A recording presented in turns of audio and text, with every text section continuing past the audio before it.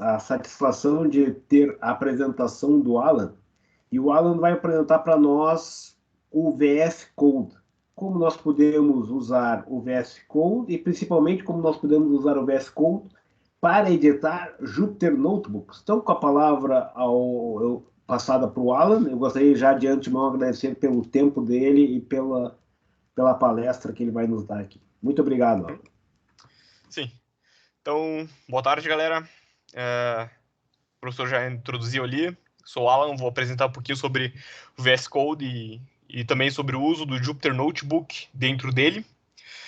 Eu venho utilizando bastante o VS Code mais para arquivos .py, tá? Então, porque ele é um ótimo editor, tem alguns complementos ali muito, muito bons para desenvolvimento de aplicações em Python. E essa questão do Jupyter Notebook, ela está sendo bastante implementada aqui dentro do VS Code, então ela deu uma engatinhada assim, nessas últimas versões do VS Code, e ela está tendo atualizações constantes, e está ficando um negócio realmente muito bom trabalhar com o Jupyter Notebook aqui dentro do VS Code. Então eu vou mostrar aqui um pouquinho para vocês. Eu não tenho muita familiaridade, eu já trabalhei com Jupyter Notebooks, PyCharm, Google Colab, né, o próprio Jupyter, e também aquela nova ferramenta da JetBrains, que é a DataSpell. Mas, assim, eu nunca trabalhei muito a fundo, então se eu falar alguma coisa, mostrar que é uma novidade muito legal do Jupyter Notebook do VS Code e vocês já conhecerem de alguma outra IDE, então me perdoem. Bom, primeiramente eu vou falar um pouco sobre a instalação. Eu não sabia exatamente por onde começar aqui, porque eu não sabia o nível do usuário, né, que eu ia estar aqui apresentando hoje. Então eu vou fazer uma introduçãozinha básica. Ela começa muito pelo básico, sério. No primeiro slide aqui vocês vão ver como baixar ele no negócio, mas eu vou passar muito rápido por isso. Acredito que todo mundo aqui já saiba como fazer isso. Depois tem umas pequenas configuraçõezinhas, algumas necessárias e outras que eu gosto de fazer, então eu já vou deixar a dica aqui. E também depois vou mostrar um pouquinho do uso, né, e como que eu uso o VS Code. Então tá, a instalação dele é simplória, óbvio, né, todo mundo vai no site, bota lá no Google Download VS Code, todo mundo vai ser levado para esta página aqui, e então a gente baixa o VS Code para cada sistema operacional que a gente tem. No caso que o meu era o Windows, né, User Installer, 64 bits. Ou só clica aqui e ele é reconhecido automaticamente. Beleza, vocês vão ver que, diferentemente de outras IDEs, assim, como um PyCharm da vida, ou um Visual Studio, não o VS Code, mas o Visual Studio mesmo, o VS Code ele é bem levinho, né? Tem cerca de 60 megas, mas é porque o que acontece? O VS Code ele trabalha com suplementos, né? Então, depois que a gente baixou ele, a gente está baixando só um editor de texto, praticamente. E depois que a gente baixa ele, que a gente começa a implementar ele com as extensões dentro do aplicativo. Então tá, depois que a gente baixou aqui o nosso VS Code, a gente precisa dar a instalação aqui. Aqui é umas pequenas dicas que eu dou, ele vem por padrão marcado aqui, alguma coisa do tipo adicionar no path do Windows. Eu não gosto muito de mexer no path do Windows para não poluir ele. Eu deixo o path reservado para coisas mais importantes, ou algum Python que eu uso com mais frequência. Então, eu só crio um atalho na área de trabalho e deixo desmarcado tudo isso aqui também para não poluir muito o meu Windows e não poluir as minhas variáveis do sistema, tá? Mas aqui é uma dica. Bom, feito isso, dentro do VS Code, como eu disse, a gente vai começar a trabalhar com suplementos. Não necessariamente a gente tem um Python dentro do VS Code. O que a gente baixa é uma extensão que nos fornece toda a carga ali de trabalho que o VS Code pode dar na extensão de arquivos .py ou .ipynb, que seria o Jupyter Notebook. Aqui está onde a gente iria, tá? Eu já tenho baixado aqui, vocês vão ver que já tem tudo aqui, mas para o usuário que não tem essas coisas aqui baixadas, é muito simples. Vem aqui em cima, Python, ele vai procurar, vocês procurem por essa extensão aqui, que é a da Microsoft. Assim como eu coloquei aqui, é só download, install. Muito simples, e quando você baixa essa extensão aqui, você já vai ter todas as extensões necessárias dentro do VS Code para trabalhar. Ou quer dizer, quando você baixa a Python, já vem o PyLens, que é uma completion engine muito, muito boa. Aqui eu já vou falar também mais sobre o que é isso aqui. Vem o Jupyter Notebook Renderers para as plotagens dentro dos Jupyter Notebooks, um Jupyter Key Map, que isso aqui adota algumas keys, né, alguns atalhos de teclado do Jupyter, ele passa para o VS Code, e a nossa extensão própria Jupyter. Então, pesquisando por Python, baixando e instalando a Python, vocês já ganham de brinde todas essas aqui, que é justamente as que a gente vai precisar para trabalhar aqui com os nossos arquivos. Tá. Então tá. Configurações do VS Code, tá? Atalhos muito importantes no VS Code. Ctrl Shift P ou F1. Qualquer um dos dois fazem a mesma coisa. Eles abrem essa coisa aqui em cima que se chama paleta de comandos do VS Code, tá? Tanto F1 quanto Ctrl Shift P. E essa paleta de comandos aqui do VS Code, ela é importantíssima e você consegue fazer muita coisa aqui por dentro dela. Praticamente tudo que o VS Code oferece em questões de opções, aqui, essas aqui, coisas que ele tem em lista de menus, tu consegue acessar dando um F1 e consegue filtrar as coisas aqui dentro, pesquisar, configurações, as próprias coisas do Jupyter. Então, tu consegue pesquisar as opções que existem dentro do VS Code, dando esse atalho aqui, Ctrl Shift P ou F1. Isso aqui é muito importante. Bom, depois que a gente tem o VS Code, a gente vai precisar ter, depois de ter o VS Code e instalado a extensão do Python, a gente ainda não está rodando Python. A gente ainda não tem um Python, que é um interpretador. Então, a gente precisa do Python. Muita gente aqui deve ter o Conda, né, instalado, o Anaconda. Ou então uma versão WinPython dele, que seria qualquer outra versão do Python, né, que não seja um ambiente Conda. Então, para a gente configurar um ambiente Conda ou um outro ambiente, a gente precisa dar o default interpreter path. E a gente pode fazer isso de dois jeitos, tá? A gente pode vir aqui no F1 e select interpreter do Python, e isso vai abrir a nossa opção. Os condas, ele já pega automaticamente o interpretador, tá? Ou a gente pode vir aqui em Enter Interpreter Path e procurar aonde que está o nosso path. Se a gente vai trabalhar no WinPy, que está aqui, por exemplo, ou o nosso ambiente conda, então a gente seta para lá. Pode ser que para alguém isso aqui já fique automático, tá? Porque daí o Windows cria uns atalhos internos, então pode ser que para alguém ou outro que instalar ali o VS Code e já tiver um ambiente conda setado, isso aqui já venha pronto para uso, né? Já tem aqui o Python configurado. Bom, tem uma pequena diferença aqui, é que quando a gente usa alguma coisa que não é conda, ou seja, se não é conda, a gente só seta o interpretador e está tudo certo. Quando a gente vai setar um ambiente conda, além de a gente procurar o interpretador, a gente precisa também dar o conda path, porque pelo menos para mim ele não pegou automaticamente, tá? E o que são então esse monte de aspinhas aqui, o que vocês estão vendo, esse monte de coisa, essa nomenclatura maluca?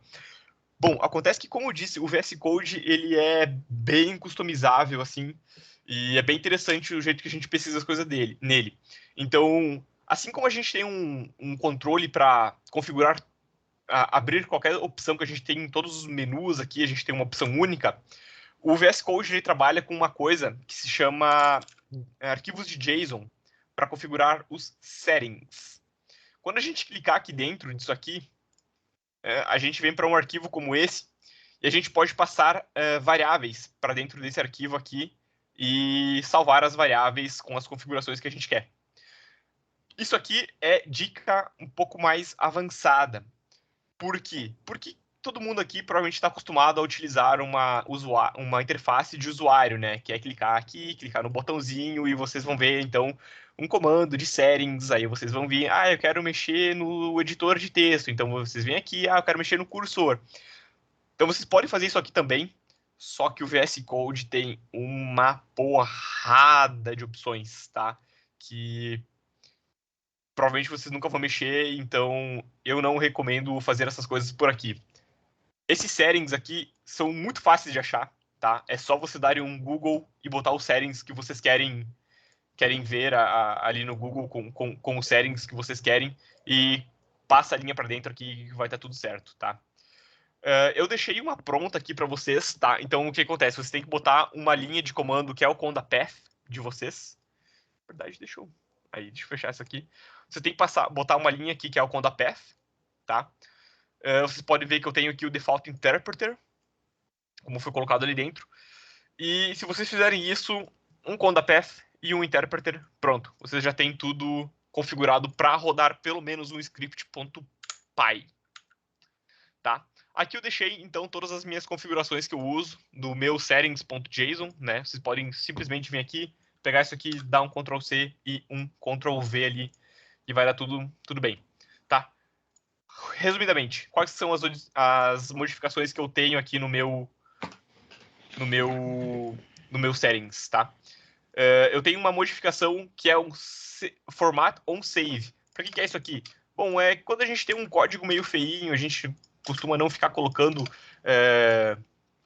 espaço nas coisas aqui, a gente come as coisas, não bota espaços entre aqui. Então a gente tem um formato on save que quando eu der um Ctrl S, o VS Code automaticamente bota isso aqui para um padrão. Eu estou usando o padrão AutoPep 8. Isso aqui não é novidade, tá? Isso aqui existe em todas as outras IDEs. Aqui é assim que a gente faz. A gente passa um AutoPep, a gente coloca um max line length 120 juntamente com uma régua em 120. 120 o quê? 120 caracteres. É essa régua que está passando aqui. Isso quer dizer que se eu tiver uma lista, uma string, uma linha de código que seja muito grande aqui, o código automaticamente corta ela em 120. Isso é bom para a gente trabalhar em pequenas telas, né? A gente escreve um código numa tela de 20 e poucas polegadas da nossa casa, a gente leva para outro lugar numa telinha de notebook e fica muito ruim ficar dando scroll, né, aqui embaixo para a gente ficar lendo as coisas. Então, a gente bota essas opções aqui para formatar um save. Isso aqui é coisa do Jupyter, é bom ter, eu já vou explicar para quê. Aqui é a questão do PyLens, tá? Que é o Completion Engine. O que é um Completion, né, Engine? Também muito... Tem em todas as outras IDEs, a do PyCharm é muito boa, mas essa do Jupyter também é excelente. É que essa coisa aqui, ó, ele vai dando coisas para a gente digitar conforme a gente vai escrevendo. Essa do PyLens é uma das melhores que tem. Eu gosto muito dessa do VS Code, é por isso que eu uso essa. Ele tem outras, mas essa aqui é a minha default. Tá, ele pega algumas questões new, df, então a gente começa a escrever alguma coisa aqui e ele já vai dando as opções do que a gente pode fazer. A gente abre um parênteses e já vem aqui a lista de funções que a gente tem dentro dos parênteses. Isso é muito bom, muito útil, tá? A gente tem algumas outras opções aqui, algumas coisas do IPython que eu gosto de configurar, mas tudo bem. Aqui algumas shortcuts. Do mesmo jeito que a gente tem essa questão que eu falei dos settings JSON, a gente tem também uns keyboard shortcuts JSON, que é para a gente adicionar comandos, tá? Para dentro do VS Code, que a gente pode configurar do jeito que a gente quer. A gente pode botar algum comando aqui, mandar executar uma ação e quando, tá? Não vou entrar muito a fundo nisso aqui. Deixei aqui duas, na verdade, bem legais. Uma é do Ctrl Enter. A do Ctrl Enter, ela manda os códigos para o terminal. Isso aqui é muito semelhante ao que a gente faz com o F9 no Spider, um F9 no MATLAB, por exemplo, tá? E aqui a gente tem um plot. E a gente tem agora um Shift Enter também. O que é o Shift Enter, tá? O Shift Enter é o seguinte. O Shift Enter no VS Code, ele vai mandar as coisas para um ambiente que ele chama de Python interativo. A gente está acostumado a ter alguma coisa que é um script Python, um arquivo .py, e um arquivo notebook, que é um arquivo .ipynb, certo? O Spider, por exemplo, só abre .py nativamente. E um Jupyter Notebook só abre um .py o notebook só abre um .ipynb nativamente e o Spider só abre um .py nativamente. Isso quer dizer, sem complementos, né? O VS Code abre os dois. E, inclusive, ele tem um modo chamado modo interativo, que é uma coisa que vive entre os dois mundos, entre um código corrido em script e um notebook, dando um Shift Enter. se eu selecionar o meu código e der um Shift Enter, então eu estou conectando ao ambiente Jupyter. Tá aqui o meu plot. E o que é isso aqui? Vou clicar aqui em Expand e vocês podem ver o meu código aqui, tá? O meu código ele está rodando em um ambiente Jupyter e agora o VS Code está entendendo o meu .py como se ele fosse quase um Jupyter, com diferentes células aqui dentro, onde eu posso dar diferentes comandos, como esse, por exemplo, e ele vai rodando o código como se fosse um ambiente Jupyter. Ele tem, por exemplo, aquele esquema que tem no Spider, que é igual no MATLAB, que é o comentário 2%. Já ia falar nisso, o professor comeu a apresentação. Mas ele tem, tá? E é isso aqui, comentário 2%, e eu já vou mostrar umas coisas bacanas que a gente dá para fazer com isso aí. Tu te importaria de aumentar um pouco a letra, o Ctrl Scroll para cima, para aumentar um pouquinho só o editor, só para o pessoal enxergar um pouquinho melhor? Não, é só Ctrl Scroll, acho que já aumenta. Isso. Só porque daí fica mais fácil de visualizar. Beleza. Tudo bem. O Pra código. Caso em si não precisa, mas pro outro. Isso. O código aqui não é tão importante, tá? O código, todos os arquivos que eu tenho aqui são códigos assim, tipo, montei um CSV Py ali e só tô rodando um matplotlib e um pandas. A intenção aqui não é vocês se preocuparem tanto com o código, apesar que eu vou disponibilizar se vocês quiserem para testar essas coisas, mas é vocês verem assim as funcionalidades que a gente tem. Quem usa Spider e MATLAB está acostumado a rodar isso aqui e ver as variáveis aparecendo no editor de variáveis, né? Eu gosto muito do Spider. O do Spider eu ainda acho que é o melhor que existe. De todas as IDEs possíveis, o do Spider é matador, é fabuloso, aquele editor de variáveis. Aqui no VS Code a gente ainda não tem alguma coisa pronta para .py. Tá? Quando eu rodo isso aqui no console, como eu fiz antes, a gente não tem um editor de variáveis, a menos que a gente entre no debugger. Quando a gente traz como Shift Enter para um Python interativo, a gente tem, então, um editor de variáveis, tá? Que pode ser acessado aqui quando a gente está no ambiente Jupyter, rodando o nosso código em um ambiente interativo. E tá aqui, então, as nossas variáveis. Esse editor de variáveis aqui, explorador de variáveis, ele não é tão poderoso quanto o do Spider, para quem está acostumado. Ele é um pouco lento para numpys grandes, data frames grandes. Ele dá uma embaralhada com arquivos, tipos não suportados, mas assim, quebra bem o galho, tá? Para quem está querendo trazer Jupyter Notebooks para o VS Code, isso aqui é ótimo, que é uma coisa que eu acho que não tem no Jupyter nativo. No Jupyter Notebook nativo, pelo menos eu nunca vi. Tá? Então aqui a gente tem, por exemplo, a gente pode pegar as variáveis e abrir como se fosse um MATLAB mesmo, né? A gente clica aqui e ela abre, então, em uma nova aba. E aqui a gente pode fazer algumas coisas nessas coisas aqui, filtrar, ver o que está acontecendo, menor que 10, sei lá. A gente pode colocar uns filtros aqui, eu quero só 3. E esses filtros aqui eu só estou mostrando porque eles não têm efeito nenhum no nosso código, eles não são transportados para nenhum lugar quando a gente filtra. É só uma ferramenta mesmo de visualização, tá? E eles ainda não estão aceitando coisas do tipo AND or para múltiplos statements, mas eles estão aceitando coisas para maior, menor ou igual. Enfim, ele também filtra strings, tá? Se quiserem pesquisar strings, se for um data frame com strings nas células, a gente pesquisa. E bem legal esse data viewer aqui dos Jupyters, tá? Aqui essas células desse modo interativo, elas não são editáveis. Uma vez que tu coloca a célula aqui, ela fica aqui para sempre.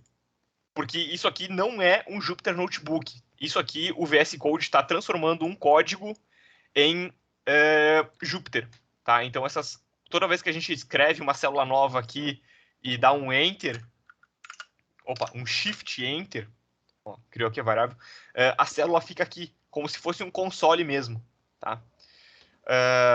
Então, a gente pode apagar essas células se a gente não quiser ver elas, mas apagar as células não muda nada. Vocês podem ver que eu apaguei a célula ali, mas o comando ficou. Então, esse Python interativo, ele é, na verdade, um console, como a gente tem no MATLAB, um console como a gente tem no Spider, só que em formato de Júpiteres. Beleza. Agora, outras coisas. O professor tinha pedido o negócio ali dos hashtags. Sim, nós temos hashtags aqui no VS Code. E, assim como em outras IDEs, igual o PyCharm, por exemplo, elas entendem o que a gente quer dizer. A gente quer dizer, quando a gente separa por hashtag por cento, a gente está separando células. Então, vocês podem ver que o VS Code entende quando eu separo isso aqui com células. E se eu clicar aqui, ó, em Run Cell, eu abro de novo o tal do Python iterativo. Só que agora, como vocês tinham visto antes,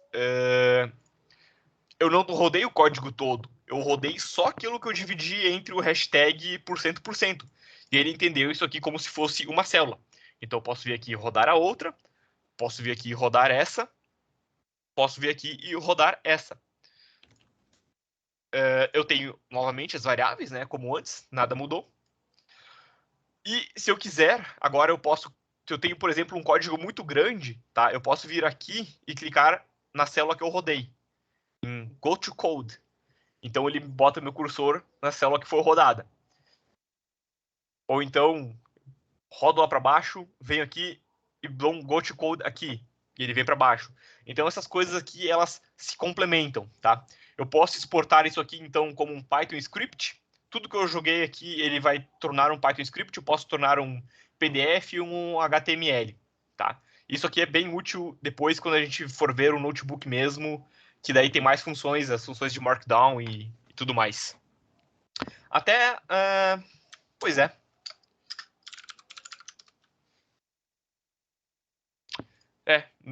Achei que ele fosse dar tipo um Markdown aqui, mas aparentemente não. Aparentemente isso aqui só funciona mesmo em arquivos notebook. Tá? Então essa aqui é a funcionalidade do Python iterativo. Ele finge que o .py é um notebook e a gente tem acesso a esses Jupyter Variables. A gente também consegue debugar a célula quando a gente bota um debugger aqui, por exemplo. Vamos ver aqui. A gente dá um debug cell. Então a gente entra no debug, ele abre aqui um arquivo diferente para arquivo temporário para a gente debugar. E aqui a gente tem acesso às variáveis locais dentro da função e tudo mais. Por exemplo, eu venho aqui e eu estou debugando a célula, tá? Eu posso clicar aqui e entrar na função. Ó, eu tinha definido aquela função soma1. Eu venho para cá e agora eu estou dentro da célula da função. E eu posso debugar, ver o que está acontecendo aqui dentro. E é legal porque com isso, quando a gente define um método, define uma função, uma classe, a gente está desenvolvendo em Python, eu tenho acesso agora ao que está dentro dos métodos, né? Esse que é a vantagem do debugger. Aqui do debugger do VS Code, a gente também consegue clicar com o direito aqui em cima do que está dentro aqui e abrir em um value in Data Viewer. Assim como se fosse o Data Explorer aqui do Python, eu consigo abrir esse Data Viewer dentro de uma seção de debug. E isso é muito legal, muito interessante. E isso aqui foi uma breve história do que é o Python iterativo, tá? Agora eu vou mostrar o que é um Python dentro do... um Python Notebook dentro do VS Code, tá? A gente pode vir aqui, F1, Jupyter, Create New Jupyter Notebook, se nós quiséssemos, tá? E começar a escrever coisas aqui. Eu já tenho um pronto, que é um exemplo de notebook. Então, vocês podem ver que já tem uma funcionalidade muito legal. Eu não lembro se eu vi isso aqui em outra IDE, que quando a gente coloca um markdown de um hashtag ou 2 hashtags, aqui ele entende como títulos, subtítulos e subtítulos, tá? E a gente pode ficar escondendo essas coisas aqui e isso torna o código bem inteligível para quem está querendo fazer aplicação de Data Science com isso, tá? A gente pode ver aqui um outline, por exemplo, e a gente pode navegar rapidamente entre diferentes títulos, tá? Por exemplo, se ele tivesse aberto, né? Eu tenho um plot aqui, deixa eu abrir esse aqui também, tá? Se eu clico aqui, ó, ele navega rapidamente para baixo, bem como se fosse aqui um explorador em um PDF, por exemplo, capítulos de livros, tá? E eu acho isso bem legal. Eu não lembro de ter visto isso em outra IDE. Aqui também, tudo que eu falei até agora funciona, tá? Isso que é muito legal. A questão do PyLens, que é aquela Completion Engine que eu gosto muito, ela funciona dentro do notebook. Isso é uma coisa que eu só vi no Colab. Eu não lembro de ter visto, pelo menos, plugins ou coisas do tipo no Jupyter nativo. PyCharm tem, claro, né? Nativo do PyCharm. Mas eu gosto mais da do Colab e gosto mais também dessa aqui do VS Code. Essa Completion Engine que eu digo é justamente essa questão aqui de tu começar a escrever um código e ele completar ali e sair completando as coisas. Isso poupa bastante tempo, tá? Pra gente usando ele. Então aqui eu também gosto de fazer isso aqui do Qt Console, quando eu trabalho com notebooks. Isso aqui é uma dica, na verdade, todo lugar que trabalha com notebooks tem, tá? Eu só abro um consolezinho aqui dentro, e esse console aqui ele é linkado, então, ao notebook que eu estou trabalhando, tá? E isso aqui permite uma prototipagem rápida das coisas. Porque, por exemplo, se eu defino um A igual a 1 aqui dentro, esse A vira uma variável aqui, né? Então, eu acho isso aqui bem legal, mas isso aqui, para quem já sabe, não é novidade nenhuma. Para quem não sabia, tá aí uma dica. Eu gosto de fazer isso aqui para trabalhando. Aí isso aqui evita de eu ter que botar uma célula para testar e depois tirar a célula de volta depois que eu já testei, tá? Então, aqui, mesmas funcionalidades que a gente tem lá no Python interativo, tá? A gente tem pode definir funções, tem um carregamento de dados, tá? A gente pode plotar. E aqui vem a parte esta, tá? Do uso aqui do Jupyter Notebook. Console, tá? A dica. Matplotlib já vem configurado inline por padrão, tá? A gente tem aqui então um plot que é uma imagem fixa. Isso aqui é um PNG, tá? Vocês podem fazer qualquer coisa com isso aqui. Podem abrir aqui no plot, mas isso aqui é um PNG. E ele não vai mudar, ela não é interativa. Você pode salvar a figura e tudo mais. Se vocês quiserem uma figura iterativa, vocês precisam do IPy MPL, um pip install ali, um conda install. Preciso dar uma liberaçãozinha quando pedir aqui embaixo, ela vai dar um pop-up aqui, pedir, fechem o VS Code, abram de novo, e aí vocês terão acesso a uma figura iterativa. Isso aqui é um bug que eu reportei lá no GitHub. Eu não sei por que acontece isso ainda, mas quando a gente tem um Qt Console aberto, a gente não consegue usar isso aqui direito. Não aparece figura nenhuma. Então a gente tem que fechar o Qt Console. Isso é um pouco chato, mas eu acho que eles vão resolver em coisas futuras. Então aqui quando a gente tem um widget, né, um Matplotlib widget, a gente não tem só uma figura que nem estava ali, a gente tem agora uma visualização completa aqui do gráfico, a gente pode dar zoom e tal. Por que eu tô falando isso, né? Algumas pessoas podem achar que que graça tem isso aqui, né? Eu já faço isso aqui nas minhas IDEs e tudo mais.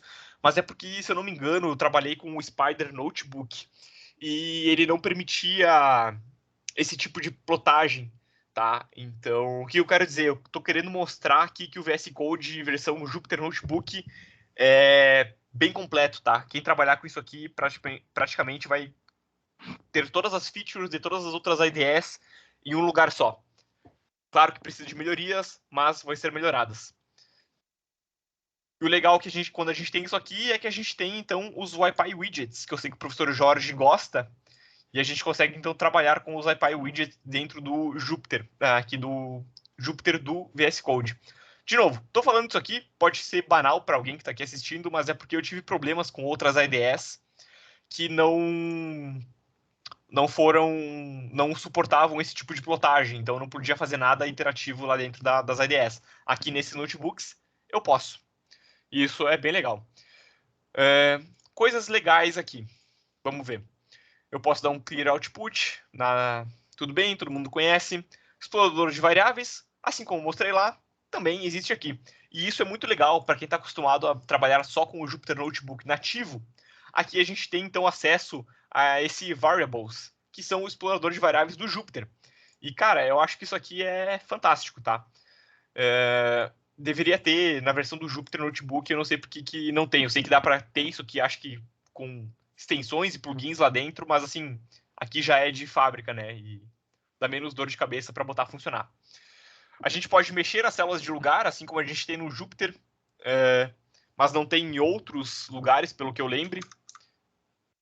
A gente pode pegar uma célula aqui e arrastar ela para cima, tá? E botar aqui em cima, por exemplo. A gente tem isso aqui no Jupyter também, mas não é dessa forma aqui. Então, posso levar ela para lá, para cá. O que mais eu posso fazer? Eu posso ter o debugger das células aqui também. Assim como eu tinha lá no Python interativo, aqui funciona da mesma forma. Tá? Eu posso vir aqui e dar um debug cell e as coisas acontecem. Aqui é um pouco melhor porque ele não abre nenhum arquivo secundário, temporário, né? E aí eu posso debugar, eu posso entrar dentro dos métodos e ir debugando, pulando de célula, pulando dentro de método. E isso é muito legal para quem trabalha mais com desenvolvimento também. Muito interessante. Tem também a função do VS Code por si só, é bem legal também. Outra questão aqui é esses bracket pairs colorizations. Isso aqui é uma questão que está lá no meu Py, que eu posso começar a adicionar brackets aqui loucamente e ele vai colorindo eles diferente, tá? Isso aqui é só uma bobagemzinha, mas eu acho bem legal, porque aí tu consegue ver claramente, visualmente, né, onde tu tem que abrir, onde é que tu tem que fechar os brackets. Deixa eu ver se tinha mais alguma coisa interessante para falar. Tem umas key bindings legais também aqui do VS Code, que só para comentar mesmo, assim, o VS Code por padrão, pelo menos eu antes de trabalhar com VS Code tinha a noção de selecionar uma linha toda antes de dar um Ctrl X ou um Ctrl V, né? Alguma coisa do tipo. Só quero dizer que por padrão o VS Code, na verdade, o padrão é a linha inteira. Então eu não preciso selecionar tudo para dar um Ctrl C e um Ctrl V, por exemplo, porque ele já faz isso por padrão. Então eu não preciso selecionar a linha toda, o padrão é só deixar o mouse, o cursor na linha e ele já dá um Ctrl X, Ctrl Z, Ctrl, enfim. Isso aqui é bem legal. Eu tenho os Alts, né? Eu posso um Alt Up ou um Alt Down. Aqui eu consigo movimentar as linhas de lugar para cima e para baixo entre as células. Isso também é bem legal, facilita o trabalho. E eu tenho uma muito, muito, muito legal, que eu não lembro de ter visto isso em outra IDE, que eu vou pegar, por exemplo, aqui, ó, nesse var types, é o seguinte. Vocês podem ver que... Não, deixa eu pegar uma aqui. Vou pegar aqui, ó, por exemplo, import. Está sendo repetido 3 vezes, né? Se eu der um Ctrl Shift L, eu coloco o cursor nas 3 linhas ao mesmo tempo. E eu posso editar isso aqui à vontade, ao mesmo tempo. E isso é uma feature muito legal. Isso eu posso transformar isso aqui, enfim, facilita para quem está acostumado a dar um Ctrl F, Ctrl R aqui, um replace e tudo mais. É uma key binding legal. Alan, Pode só para falar. complementar, se tu botar o cursor por cima, por exemplo, em cima do import e apertar Ctrl D, ele vai selecionar uma por uma, ao invés Uma de por uma. todas. Olha lá, ó, vivendo e aprendendo. E também, se tu apertar, acho que se tiver com o cursor e tu apertar Ctrl Alt para, acho que isso tu falou de fazer várias linhas. Por exemplo, se tu botar Mudar pra... Ctrl Alt e Ctrl Alt e uma setinha para cima ou para baixo. Tu vai poder Daí tu vai botando o cursor nas diferentes linhas, né? nas Isso. diferentes linhas, exatamente. Aí eu posso cagar todo o Exatamente. meu código. Exatamente. Né? Então, e daí isso é um bom ponto, tá? Cuidado, porque Só para para quem tem um... complementar. Isso. Não, tranquilo, é isso aí mesmo. E para quem tem um código muito grande, tá? Cuidado que se tu não tá vendo a variável, não quer dizer que ela não vai ser selecionada. Então, se tu tem um código muito grande, tu der um Ctrl Alt L, assim, da maneira que eu falei, tu vai estar selecionando as lá de baixo também. Tu não vai estar selecionando só as visíveis, né? No começo eu já fiz isso aqui, deu um monte de erro. Enfim. Mas, beleza, eu acho que era isso. Só queria mostrar um pouco do uso, dar umas dicas ali. Vejo que tem gente então, que já trabalha também com VS Code, eu acho muito bom. Aqui eu tenho o último slide, que é dando algumas alternativas ao que dá pra gente fazer com o VS Code, com alguns prós e contras, né? Tem esses novos do PyCharm aqui, que é o Data Spell, que na verdade tem o PyCharm, mas é só o Professional que aceita isso aqui. O Professional é pago, ou só para estudantes. O Spider Notebook eu gostava muito, mas infelizmente está bem defasado. Google Colab, não dá para abrir essa questão do Qt Console, mas é bem parecido com o VS Code e não tem explorador de variáveis. E o Jupyter Notebook, né, que é o mais conhecido ali, que eu acho que é o mais dinossaurão mesmo assim, mas é o raiz. E tem todas as... Nessa tua lista faltou o Jupyter Lab. O Jupyter Lab ele está muito parecido e tem todas essas partes de variáveis que também tu comentaste. Verdade. Mas é bem completa a tua lista. Verdade, tem o Jupyter Lab também. Esse faltou aqui. Uhum. Mas o Jupyter Lab, na verdade, eu mexi acho que uma vez, acho que é por isso que eu não lembrei. É que o Jupyter Lab é interessante porque ele está trazendo várias dessas funcionalidades que o VS Code tem. Uhum. Inclusive esse PyLens aí que tu utilizas para completar e fazer a sintaxe, tem também a possibilidade de utilizá-lo no Jupyter Notebook. E essa com contents, com pacotes adequados, também tu consegue fazer. Mas em termos de edição, eu vejo que a grande diferença é o debug também, que não tem no Jupyter Notebook, mas no Jupyter Lab já tem debug também. Já tem debug também.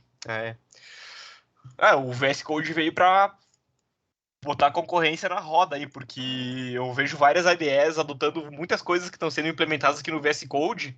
As outras IDEs estão correndo atrás para ficar um pouco similar, né? Porque, cara, eu gostei muito do VS Code. A única coisa que me impede de migrar totalmente para cá é que o explorador de variáveis do Spider é igual o crack, cara. Vicia aquele negócio. É muito bom. Mas, assim, para quem desenvolve software que não usa tanto para data science, que não usa tanto assim um explorador de variáveis, usa mais um debugger, por exemplo, porque o debugger ele tem, tá? Acho que é uma coisa que eu não comentei, mas se tu vier aqui e debugar o código, tu consegue um explorador de variáveis dentro dos pontos pais, né? Tu tá aqui, ó, por exemplo, carreguei aqui.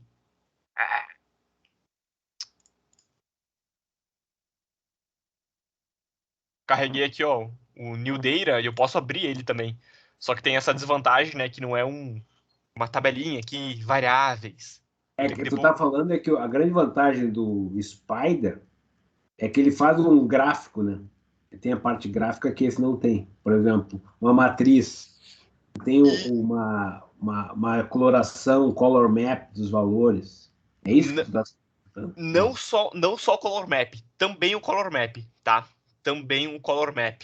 Mas vamos lá, deixa eu dar alguns exemplos aqui.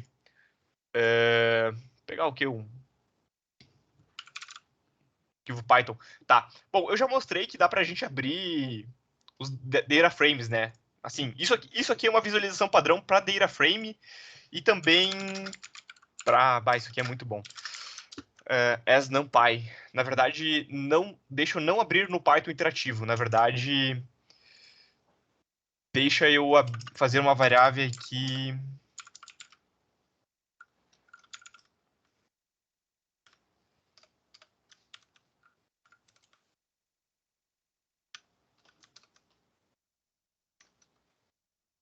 E me abriu no IPython. Isso aqui vai dar erro. Tá, o Python para variáveis... sim, lógico. Eu viajei. Eu preciso abrir isso aqui no explorador de variáveis com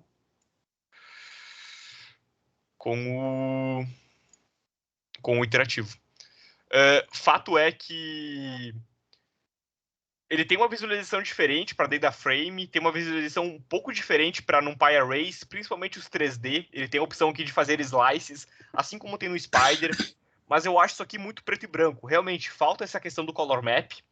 Só que também o principal é que é o seguinte, para quem trabalha com dicts, né, não fica tão legal trabalhar ali dentro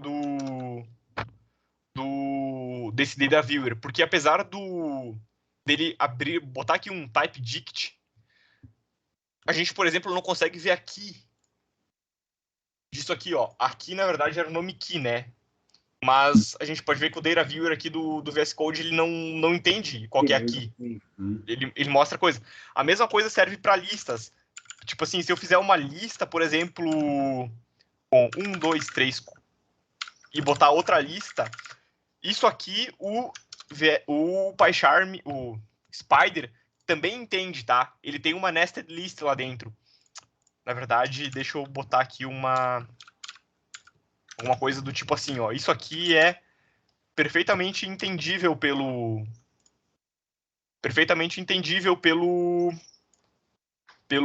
Spider, mas aqui não, tá? A gente botou aqui alguma coisa aqui dentro de uma lista, que tinha um dict dentro da lista. E aí acaba aqui. Tipo assim, só tem uma camada de visualização. A gente não pode ficar abrindo as coisas que a gente faz no Spider. E eu acho que isso aqui faz um pouco de falta quando trabalha bastante assim com dicts de listas ou listas de dicionários. Ainda prefiro o do Spider. Tá? Mas é só para objetos bem esdrúxulos. Mas... Normalmente é suficiente, o que eu sinto mais é o color map, que para mim era mais importante do que... Color map. Só que... Principalmente quando você está trabalhando com matriz, quer ter uma ideia de os valores relativos um em relação ao outro. Isso aí, por exemplo, esse é um número para jogar na Mega Sena, ou coisa do gênero. Só que, assim, uma coisa que eu queria mostrar é que, bom, o professor sabe que eu tô trabalhando lá com aquela massa de dados lá do FOAM. E o que acontece aqui? Com arrays muito grandes, ó, ele demora um tempo para carregar. Tá? Ele não é tão rápido quanto o do Spider. O do Spider é quase instantâneo. Aqui eu botei errado aqui as coisas, mas enfim. Se a gente tem, por exemplo, um vetor em 3D aqui, isso aqui demora um bom minuto ou dois para carregar tudo. Ó, aqui a Agora, questão o que tu vai olhar com essa matriz do que número? Tu vai atrás de que número? O que a bunda não falta. Ah, tá. Entendeu? Mas, ó, isso aqui que eu quis dizer, tá? Os NumPys têm a opção de dar slicings aqui e a gente pode ver outra coisa. Só que esse aqui, como ainda não carregou, ó, porque ele é muito grande, ainda não deu bom ali, tá? Mas, assim, cara, o VS Code eu acho muito bom, principalmente para desenvolvimento. Agora que ele trouxe o Jupyter Notebook para cá e tem pelo menos esse Data Explorer aqui, mesmo que é rudimentar, eu tô começando a trabalhar mais com ele, coisa que eu não fazia antes. Eu não gostava de Jupyter Notebooks, agora eu tô começando a gostar um pouco mais. E assim, eu acho que tem muito para melhorar ainda aqui. Alan, eu queria te fazer uma pergunta. Eu também saí do. Eu costumava trabalhar muito com o Spider, né? E eu lembro que o Spider tinha um jeito fácil de tu fazer comentários em blocos, né? Eu tinha um comando para comentar, sei lá, um monte de linhas e era fácil. Eu não lembro qual botão. Não sei se era Ctrl K, uma coisa assim. Tipo isso? Isso. Como é que tu fez isso? Ctrl. Essa aqui é a key binding do Visual Studio, né? Ctrl ponto e vírgula. Ctrl ponto e vírgula. Isso, Tá. Ctrl ponto e vírgula volta. Né? É o mesmo comando para comentar e para descomentar. Para comentar e descomentar, isso aí. O Spider era Ctrl 1, né? Eu lembro que o Spider era uma coisa trifácil, e aí. Só que eu não uso Python no VS Code, né? Eu uso Julia. E aí eu achei que. Não sei, que eu me lembro, eu tava usando Ctrl KC, uma coisa assim, mas. Era tão não prático. Mas enfim. Ctrl K é também do PyCharm. Mas aqui é Ctrl ponto e vírgula. Vai fazer isso aí que tu tá querendo. Tanto pra ir quanto pra voltar. Tá, beleza.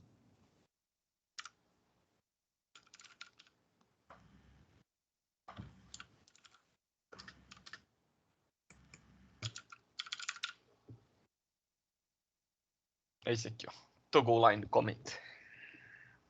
Ah, sim. Ah, e o primeiro ali é o que eu tava usando, Ctrl+K e Ctrl+C. Daí ele faz de linha a linha, né? Ah. Entendi. Ah, ótimo. Melhor. E dá pra editar se quiser. Só dar aqui, botar lá no que era do Sim. Spider. Sim. Eu acho que era Ctrl. Eu lembro que era uma coisa tão fácil, tão natural assim, quando eu vim pra cá, não. Era natural lá no Spider, porque tu geralmente seleciona as linhas com a mão do mouse e aí tu comentava só com a mão esquerda, né? Aqui eu acho um pouco ruim, porque tem que tirar a mão do mouse para poder apertar o botão do comentário.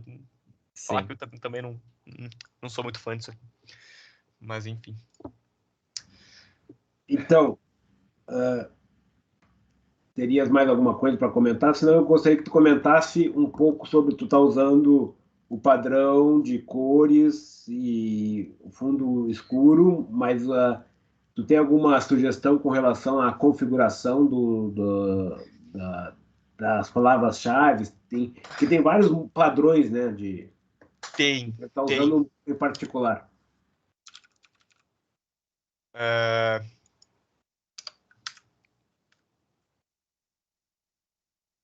Tu pode vir aqui e escolher Como é que tu diversos, chegaste né? ali? Select Color 10. Opa, isso aí. F1 ou Ctrl Shift P. F1 ou Ctrl Shift P. Esse tem que ficar na cabeça. F1 ou Ctrl Shift P. Joga uma palavra-chave, qualquer. Isso aqui é o Google do VS Code. Eu quero um tema. Então eu pesquisei por themes. Então, bom, surgiu aqui a opção que eu queria. Color theme. Nossa, que horrível. Está colorado. Está com Pois é. Leonardo. Mas, enfim, eu tava usando o default. Ó, nem tinha mexido nisso aqui, na verdade. E eu gosto, na verdade, dessas coresinhas aqui. Eu acho muito. Inclusive, tem como tu baixar novos temas também. Tem temas que tem gente que só faz tema. Ah, Existe a possibilidade também de tu mudar a fonte, né? Existem várias fontes diferentes que tu pode utilizar para código. provável. Vamos ver. Generate theme from current settings. Bom, então tá aqui o nosso tema gerado a partir dali. Eu posso mudar aqui o que eu quiser. Ah, isso aqui para quem trabalha com HTML é fantástico do VS Code, cara. Tu bota um código de cor aqui e ele te dá o negócio que tá. E se tu muda a cor aqui, ele muda o código aqui. Cara, isso aqui é muito bom para quem trabalha com HTML. Eu acho isso aqui muito legal. Mas, enfim, agora provavelmente se eu salvar esse arquivo aqui como um arquivo de tema e importar aqui como um arquivo de tema. Opa, aqui na verdade é para botar, mas eu provavelmente consigo mudar o meu tema do jeito que eu quiser, né? Caramba, e tem muita coisa. Ah, isso aqui pra quem tá com paciência brinca bastante, eu acho. Eu não. E não tem nada para fazer no final de semana. Exatamente.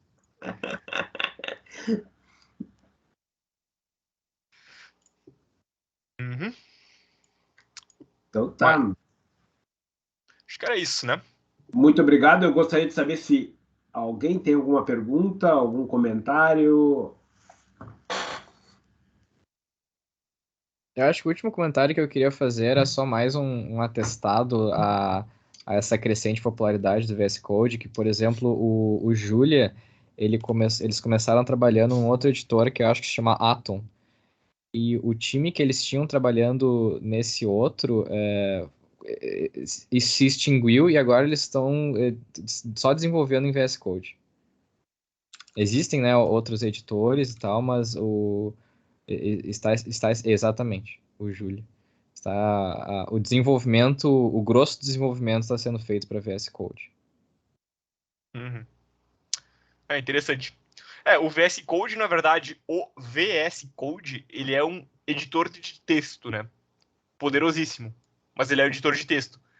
Aí o que manda nele depois é justamente a extensão que a gente baixa. Se eu tivesse baixado do Julia e tivesse um Julia, eu trabalhava em Julia. Como tem o Python e trabalho em Python, tenho do Python. Bom, eu também tenho do C++, mas enfim, né? O VS Code, ele é na verdade um editor de texto excelente. E daí o que vai mandar mesmo são as extensões nele, né? E essa aqui do Python tá ficando muito boa. Tá ficando realmente muito boa. Inclusive, o Atom segue a mesma filosofia, né? O Atom, tu crias apenas um editor, só que o Atom ele é originário do GitHub, né? Uhum. Agora, eu vi que no início o VS Code incorporou boa parte das coisas que tinham no Atom, e gerando uma molécula.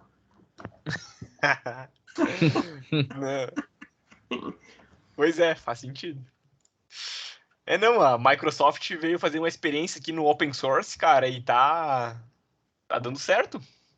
Inclusive, a Microsoft, se não me engano, comprou o GitHub. Disso eu não É? tô sabendo. Também não sabia disso. Também eu tô por fora, não sei se é isso mesmo. Mas parece que tem alguma coisa assim. Bom, minha última questão é o seguinte: eu vi que tu tinha o InPython 9.5. Tu tá usando o InPython ou tá usando o Conda? Não, eu tô usando o Conda. Tá, eu baixei o InPython só para testar aqui e fazer alguns testes, mas o meu Envy é Conda. Apesar de eu ter Aí, aqui por exemplo, esse InPython, tu conseguiu instalar ele rodando direitinho? Ele ficou instalado correto? Bom, já botei aqui ele. Vamos ver. Poderia ir lá no teu diretório, lá onde tá o InPython, só para gente dar uma olhada numa coisinha. Cara, peguei o InPython e descompactei da pasta. Isso. Pronto, Clica tá aqui. no Jupyter Lab, por exemplo. No Jupyter Lab.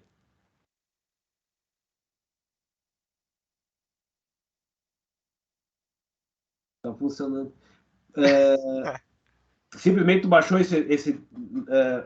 porque eu tenho baixado as últimas versões, ele tem dado problema na hora de. Não sei se não dá isso aqui. Git.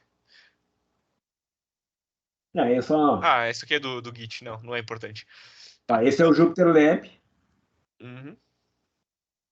Mas isso que tu rodou hoje foi com esse WinPython ou foi com o Conda? Não, foi com o Conda, mas não tem muita diferença. É que Eu tava. o Conda acho que está indo no 3.83 ou 8.4. Não, mesma versão do InPython, 3.95. É que eu uso o Mini Conda, tá? Que é uma versão sem interface gráfica e é Sim, um pacote pelado. Então, o Mini Conda tá vindo com o 395. mas o Conda completo, não sei se ainda está em 383.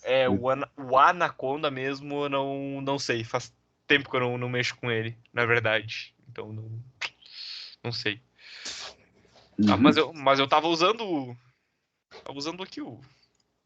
Tu baixou o WinPython 9, 3.95 e desempacotou. Qual que tu baixou? Sei lá, eu botei aqui, ó, download o Python. Peguei o primeiro link que tinha aqui, ó, do SourceForge. Download. E era isso.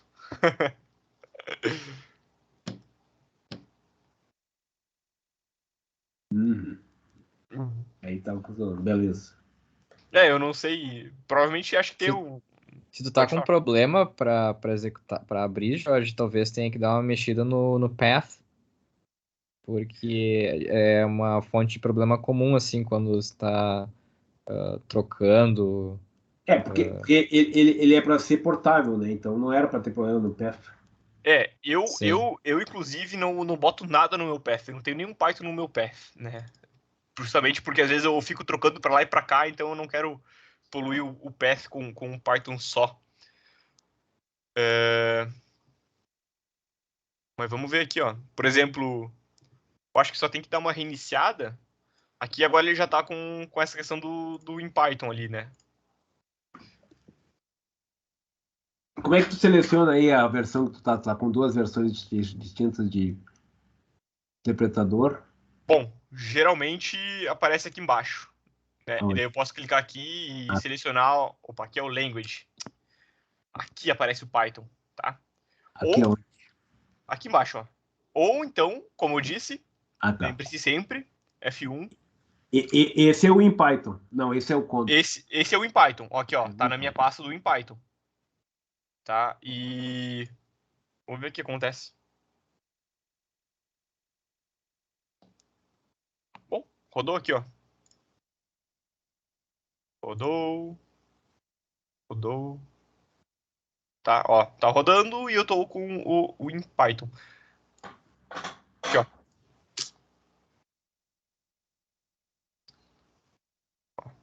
Selecionado é esse aqui, ó.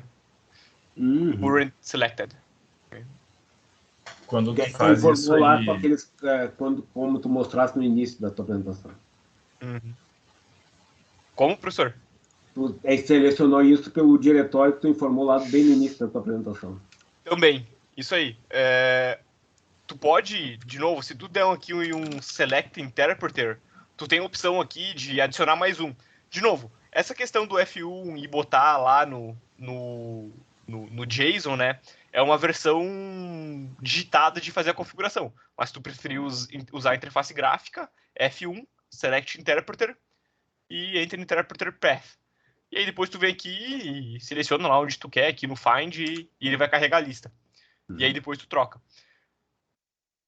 E aí aqui a gente está no Jupyter, né, conectado no Jupyter, que está conectado nesse Python aqui, ó. Depois eu posso selecionar o Conda, se eu quiser. Aí ele volta pro Conda. Só aqui, opa. Aqui eu deixei, olha só. Aí também tem que tomar cuidado assim, ó. Aqui, por exemplo, olha só qual que tá. Tá selecionado o InPython, né? E aqui tá o Conda. Então, eu não sei se não vai dar um pau muito louco aqui ou se ele vai usar 2 paths diferentes para rodar cada um em um Jupyter Server. Provavelmente vai dar ruim, porque ele tá ainda carregando e geralmente carrega rápido. Mas é tranquilo de trocar. Depois que tu carrega o teu ambiente aqui, ele fica salvo na listinha. Aí tu vem aqui, seleciona e vai para aquele que tu quiser. Beleza. Muito obrigado pela apresentação, pelo tempo. Eu tenho uma pergunta rapidinha. Quando tu seleciona um InPython, um Anaconda, ele já puxa automaticamente as bibliotecas que estão instaladas neles ou tem que instalar aí também? Não. Toda a biblioteca que tiver no teu environment vem junto quando tu seleciona o interpretador. Beleza. Então, é isso aí. Se eu selecionei o InPython aqui, tudo que eu baixei pelo pip aqui nesse InPython vem... Já vai junto. Já vem junto. Beleza. Valeu. Atenção, estamos nos momentos finais do nosso workshop. Se você tem alguma dúvida, o momento de fazer a pergunta é agora.